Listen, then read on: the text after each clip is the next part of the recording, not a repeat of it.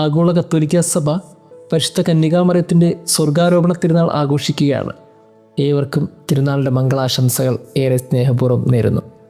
12-ാം Pius പാപ്പയാണ് 1950 ഇതൊരു വിശ്വാസത്യമായി പ്രഖ്യാപിച്ചത്. Officially അന്ന് ഡിക്ലെയർ ചെയ്തേ ഉള്ളൂ.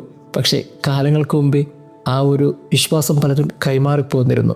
അതാണ് സത്യം. അങ്ങനെ ആകാതിരിക്കാൻ വഴിയില്ലല്ലോ. കാരണം എത്രയേ ഉള്ളൂ, അവളുടെ ശരീരം ഒരു തിരുശേഷിപ്പാണ്. ദൈവത്തിൻ്റെ കയ്യൊപ്പ് ശ്രദ്ധിച്ചിട്ടില്ലേ? ഭൂമിയിൽ ദൈവത്തെ സാക്ഷ്യപ്പെടുത്തിയ മനുഷ്യരുടെയൊക്കെ ശരീരം ഈ ഭൂമിയിൽ അഴുകാതെ ദൈവം സൂക്ഷിച്ചിട്ടുണ്ട്. അങ്ങനെ മണ്ണോട് മണ്ണ് ചേരാൻ ദൈവം അനുവദിക്കില്ല എന്നുള്ളതാണ് സത്യം. ദൈവത്തെ ആരൊക്കെയാണോ ഈ ഭൂമിയിൽ സാക്ഷ്യപ്പെടുത്തി ദൈവത്തിൻ്റെ പദ്ധതികളെ ഈ ഭൂമിയിൽ പൂർത്തീകരിച്ചിട്ടുള്ളത്, അവരുടെയൊക്കെ ശരീരം തിരുശേഷിപ്പുകളാണ്. അങ്ങനെ തിരുശേഷിപ്പിനേക്കാളും ശ്രേഷ്ഠമായി ദൈവം കരുതിയതാണ് പരിശുദ്ധ അമ്മയുടെ ശരീരം. കാരണം എത്രയേ ഉള്ളൂ, അവളുടെ ഉദരം സക്രാരിയാക്കി മാറ്റി. അവളുടെ ശരീരം അവൾ ദൈവത്തിന് വിട്ടുകൊടുത്തു, മനസ്സ് ദൈവത്തിന് സമർപ്പിച്ചു. ശരീരവും മനസ്സും ഒരുപോലെ ദൈവത്തിന് സമർപ്പിച്ചുകൊണ്ട് പിന്നീട് ആ ശരീരം മണ്ണോട് മണ്ണ് ചേരാതെ മാത്രമല്ല ഭൂമിയിൽ പോലും അവശേഷിക്കാൻ പാടില്ല. അതുകൊണ്ട് ദൈവം ആ ശരീരത്തെ സ്വർഗത്തിലേക്ക് ഉയർത്തി. പ്രിയമുള്ളവരെ, അതാണ് ഇന്ന് ഗോസ്പലിൽ നമ്മൾ കാണുന്നത്. ഇന്നത്തെ ഗോസ്പലിൽ ഒരു സമ്മിശ്ര വികാരമാണ് മറിയത്തിനുണ്ടാകുന്നത്. അവൾ ഗർഭം ധരിക്കുന്നു എന്നറിയുന്നു, അതേപോലെ വൃദ്ധയായിരിക്കുന്ന എലിസബത്തും ഗർഭം ധരിക്കുന്നു എന്നറിയുന്നു. രണ്ടുപേരും കടന്നു പോകുന്ന സാഹചര്യം ഒരേപോലെയാണ്. ഒരാൾ പുരുഷനറിയാതെ ഗർഭം ധരിക്കുന്നു, മറ്റേയാൾ വാർദ്ധക്യത്തിൽ ഗർഭം ധരിക്കുന്നു.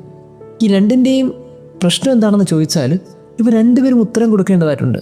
ആരടുത്ത്? മനുഷ്യരുടെ മുമ്പ് ഇനി എങ്ങനെ ഗർഭം ധരിച്ചു എന്നുള്ള കണക്ക് കൊടുക്കാൻ അവർ ബാധ്യസ്ഥരാണല്ലോ. എന്നാൽ ഇക്കാര്യങ്ങളൊക്കെ പറഞ്ഞാലും മനുഷ്യർക്ക് മനസ്സിലാകത്തുമില്ല. അങ്ങനെ മനുഷ്യർക്ക് മനസ്സിലാകാത്തൊരു സാഹചര്യത്തിൽ ദൈവത്തിൻ്റെ വെളിപ്പെടലുണ്ടായ ഒരു സമയത്ത് അവർ ആ വെളിപ്പെടുത്തലുകളെ മറുതലിക്കാതെ സ്വീകരിച്ചു. എന്നിട്ട് അവരുടെ ജീവിത അവസാനം വരെ അവർ ആ വിശ്വാസത്തെ കാത്തുസൂക്ഷിച്ചു. അവർ ആ പദ്ധതിയെ പൂർത്തീകരിക്കാൻ കൂടെ നിന്നു. അതാണ് മറിയത്തിൻ്റെ ഏറ്റവും വലിയ പ്രത്യേകത. ദൈവിക പദ്ധതിയെ അവൾ ഒരിക്കലും മറുതലിച്ചില്ല.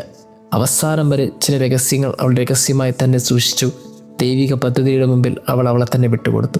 പ്രിയമുള്ളവരെയും, നമ്മൾ ഓരോരുത്തരും ഓർക്കേണ്ടത്, ജീവിതത്തിലുണ്ടാകുന്ന ചില സാഹചര്യങ്ങളൊക്കെ മനുഷ്യർക്ക് മനസ്സിലാകില്ല. പറഞ്ഞാലും മനസ്സിലാകില്ല, വിവരിച്ചു കൊടുത്താലും വ്യക്തത വരില്ല. കാരണം അത്രത്തോളം മാനസിക സംഘർഷങ്ങളുടെയും വ്യത്യസ്ത മനോഭാവങ്ങളുടെയും നമ്മൾ കടന്നു പോകുന്നുണ്ടാകാം. പക്ഷെ ഒരു കാര്യം ഓർത്തിരിക്കണം, മനുഷ്യർക്ക് മനസ്സിലാകാൻ കഴിയാത്ത ഏതൊക്കെ ഇടത്തും ദൈവത്തിൻ്റെ ചില ഇടപെടലുകളുണ്ട്.